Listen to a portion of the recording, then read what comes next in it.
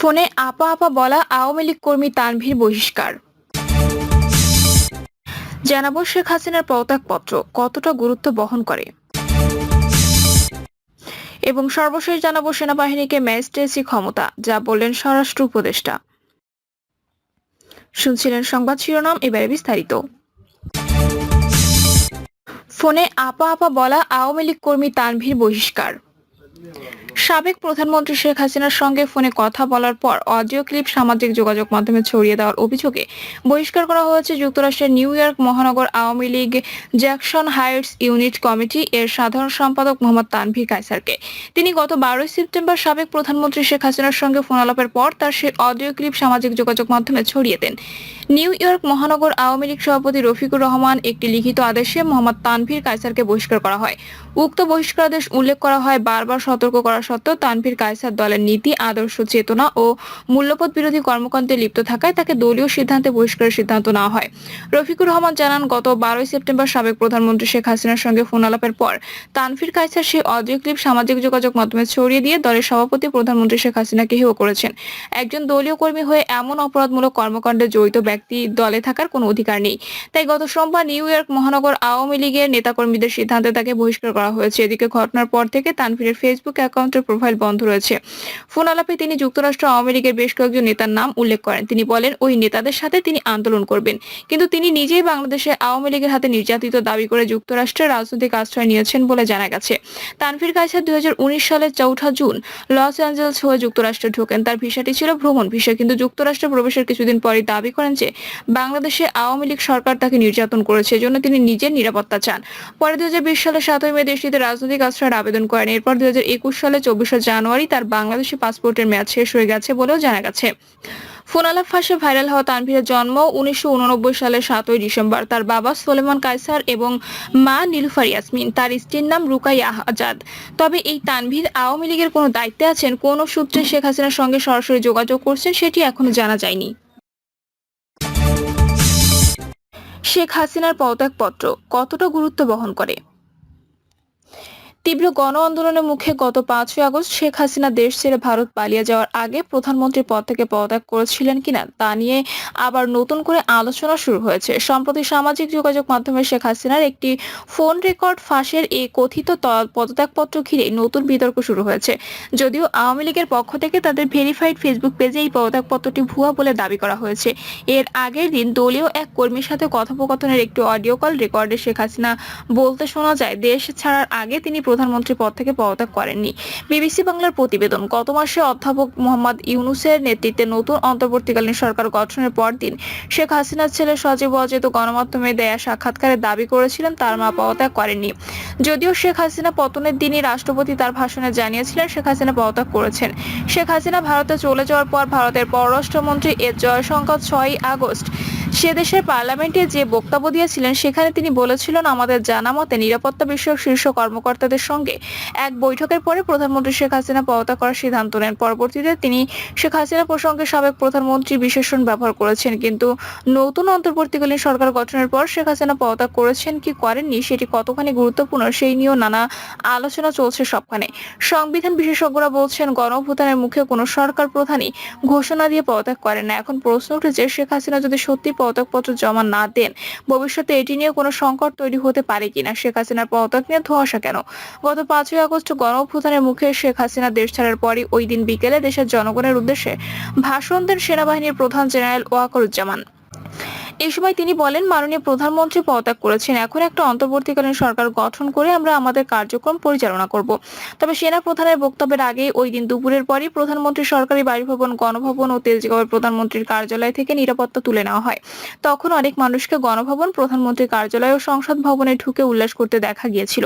ওই দিন রাতে জাতির উদ্দেশ্যে দেওয়া ভাষণে রাষ্ট্রপতি মোহাম্মদ শাহাবুদ্দিন বলেছিলেন, আপনারা জানেন প্রধানমন্ত্রী শেখ হাসিনা রাষ্ট্রপতির কাছে পদত্যাগপত্র জমা দিয়েছেন এবং আমি তা গ্রহণ করেছি। পরদিন দিন 6 আগস্ট রাষ্ট্রপতির কার্যালয় থেকে পাঠানো এক বিজ্ঞপ্তিতে দ্বাদশ জাতীয় সংসদ বিলুপ্ত করার কথা জানানো হয়। 2 দিন পর গত 8 আগস্ট শপথ নেয় অধ্যাপক মোহাম্মদ ইউনূসের নেতৃত্বে নতুন অন্তর্বর্তীকালীন সরকার।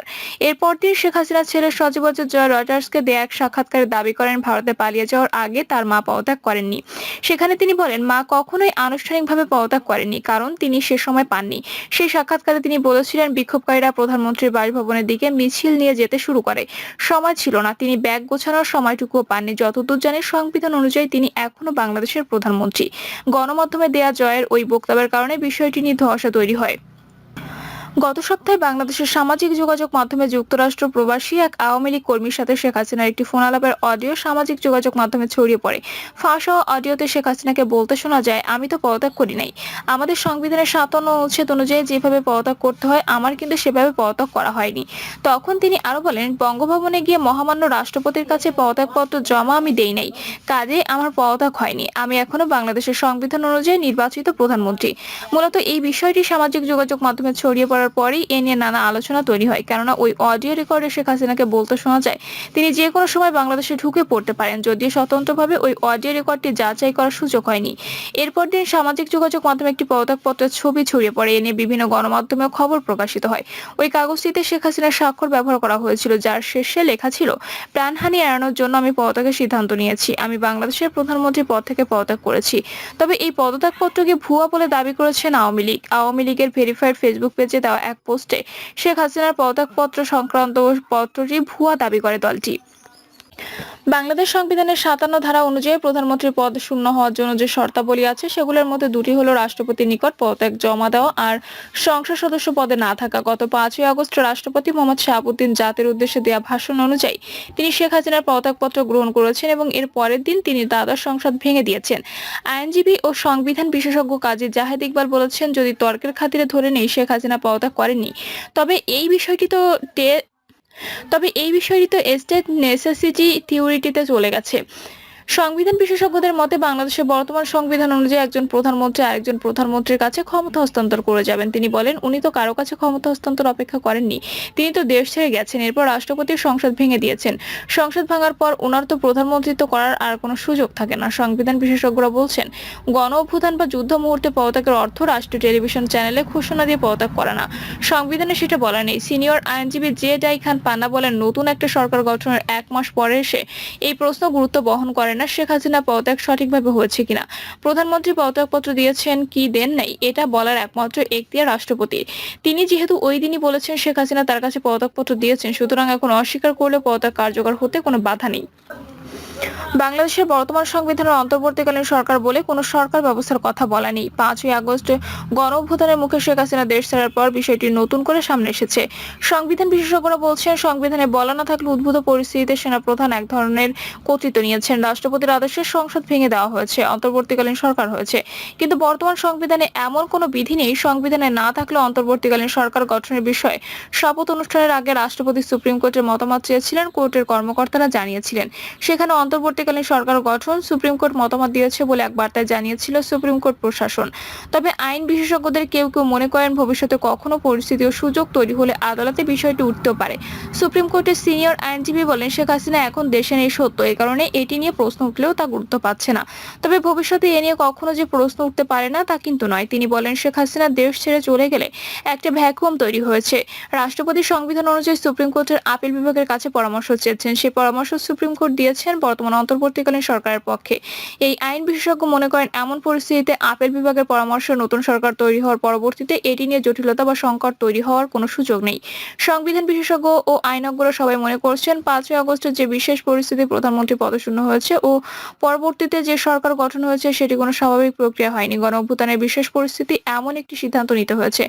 সংবিধান বিশেষজ্ঞরা মনে করছেন, ভবিষ্যতে যারা নির্বাচনের মাধ্যমে সরকার গঠন করবে এই সব প্রশ্নের জবাব এড়াতে তারা গণ অভ্যুত্থান পরবর্তী সরকারকে বৈধতা দিতে হবে সরকার আগে, তাহলে এ নিয়ে কোনো প্রশ্নের সুযোগ থাকবে না ভবিষ্যতে। 2007 সালে সেনা সমর্থিত সরকার প্রায় 2 বছর ক্ষমতায় থাকাকালে যেসব কাজ করেছে, পরবর্তীতে আওয়ামী লীগ নেতৃত্বাধীন মহাজোট ক্ষমতায় আসার পর সংসদে বেশিরভাগ কাজের বৈধতা দিয়েছিল। প্রিয় দর্শক, এই ছিল এখনকার সর্বশেষ সংবাদ। আপডেট সব সংবাদ পেতে চ্যানেলটি সাবস্ক্রাইব করে বেল আইকনটি ক্লিক করে রাখুন।